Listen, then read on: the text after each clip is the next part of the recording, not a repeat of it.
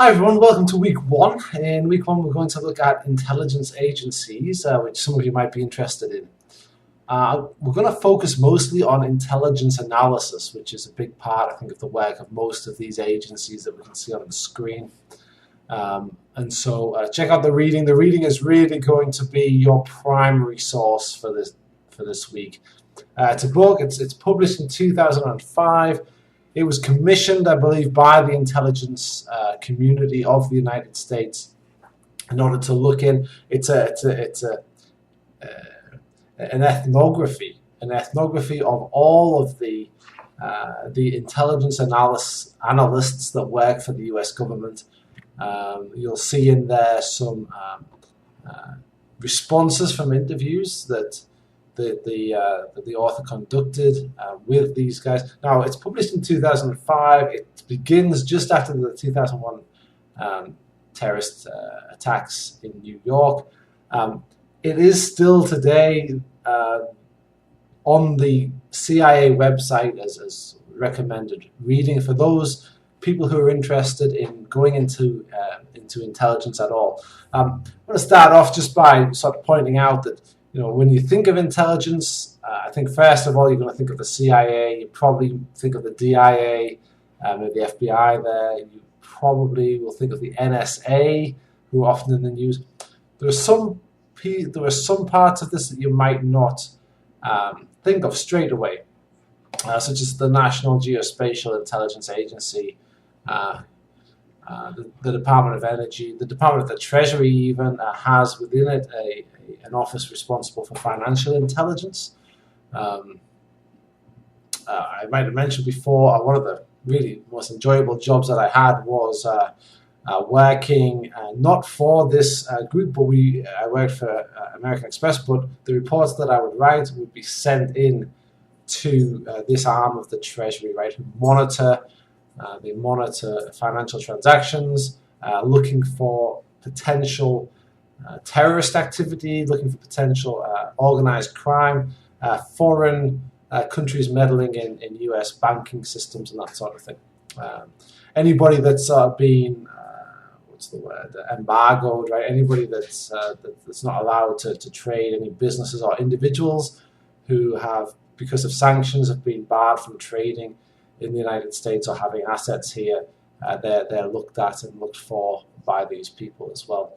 Sometimes by the banks themselves. The banks are sort of co-opted in this arrangement, in this activity.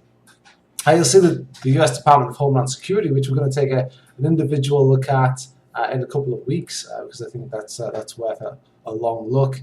All of these, if you're interested in intelligence and intelligence analysis, then all of these places are good places to look. You'll see, obviously, the main branches of the armed services there.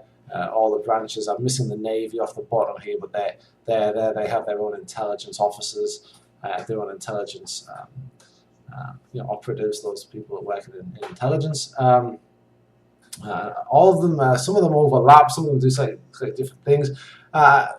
But a lot of it, I mean, when you read the reading this week, and it's a long one, I only want you to go through chapter 9. But if you go the whole way through chapter 9, you're going to have a very in-depth knowledge of what is intelligence analysis. Who does it? How do they do it? What constitutes good analysis? What constitutes bad analysis? What are the challenges faced by U.S. intelligence agencies? Right? What are I've read it a couple of times. You read it, you'll get a real feel for the job. And even if right now you're sitting there thinking, I have no interest in working for the CIA, for example, right? A good reading of this book will allow you to, if you haven't already read it, right, or you haven't already had this sort of exposure to it, will really validate, or maybe it'll change your mind. That's what I'm kind of interested in now. When I asked that question at the beginning of this week, right, when I asked you to introduce yourselves and say, what would you definitely not do? What would you do, right? I'm interested to see. I'm going to do the same at the end and see, has this changed your mind at all? Are you now considering things that you wouldn't have considered before? But again, we're going to do an in-depth dive through the reading on what is intelligence analysis, what are the challenges, and I want you to think about, sort of put yourself in that situation, and I've asked you for your recommendations on a few of these questions that you'll be responding to later on in the week, and for our discussion this week, for our discussion post. So I'm definitely interested to see what you think, how you think the intelligence agencies can work better. So interested in that. There you go. There's, I think, 17. How many of them are there? Yes, 17 possibilities if you're interested in intelligence. Any questions or comments are always welcome via email. I have some friends, I think, who don't talk a lot about that's the nature of this sort of thing. They don't talk a lot about it, but I know I have a friend that works at the DIA. I can, just from his experiences and my experiences, I guess, working for a lot of intelligence analysis now goes on in private companies, right? Government contractors who, you're required to have security clearance to work in these with these government contractors, and they'll do some of the business. Why do you think those are being used? And reading the book should give you a very clear answer, I think, as to why more and more private agencies are being used to do this sort of work. I can't recommend enough that you do a good reading of this week. Have a look here. This is the Shell this week. I've put on there a few interesting videos. I really enjoyed this one. It talks about how he gets into the CIA. John Kiriakou, who many of you will have heard of. It's a nice interview with him, and then this former CIA director. We're talking in the book, right? It talks a little bit about what's an intelligence failure. What happens when we make errors? So he's going to talk a little bit about this too. And then I've put the link to the website there. This is a great website for four of the agencies, but not obviously the 17, right? So feel free to look around. So the two things to do today. One is introduce yourself. This week, introduce yourself. I want to find out about you. I want the rest of the class to find out a little bit about you. I guess maybe if you are thinking of joining the CIA, don't tell us that. They probably want you to keep that a secret. But tell us what you're interested in, and then the main thing, the thing that's you're going to be really graded on is these questions down here. You're going to choose 3 of these 4 questions, right? So just miss one out, that's fine. But you're going to answer them. I want to. The best answers to these ones, the best answers, the best comments are going to refer to the book, right? You're going to say, I read this in the book. So let's take this one. Pick a challenge from the reading. Right? I'm telling you to do that and reflect on possible reasons it is a challenge. Right? Explain the catalyst for the challenge and present possible solutions.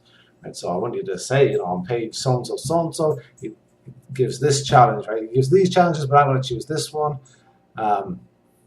This is why I think this challenge exists. This is what I understand it to be the kind of origin of the challenge and the nature of the challenge. Here is some. Here's some ideas about what might help.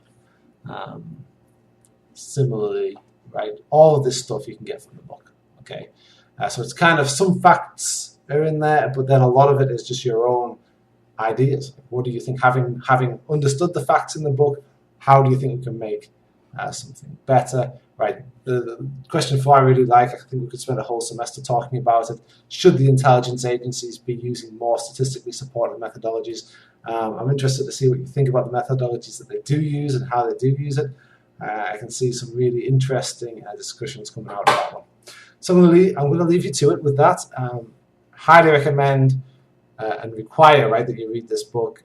It's going to help you get top grades on this first week's discussions. A small note as we progress, don't go too far ahead. I've had a little bit of a interesting situation with this course, Shell, in that it was used by another professor. Some of you might know Charles Ripley. It was used for him to teach the same course, but obviously his course. And so some of that stuff might be kind of lying around. In fact, what I've done, I'm going to point this out to you. This is one of the things I wanted to point out. I've taken all of these off him. These are great. There's in-week links. There's some great resources in there. Have a look in there in your spare time. But some of the things are going to be more relevant than others, is what I'm saying here. But they're all great references. We're not going to cover the exact same content that he covers.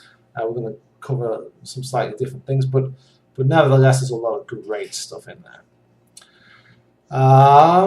One last thing, so just bear that in mind that we're not going to cover all of this necessarily, and so don't. Like law school, for example, I talk more about graduate school, but law school, if there's anybody really interested in law school, there's some great resources there for you. Okay, so I'm going to definitely leave you to it now. I look forward to seeing your work.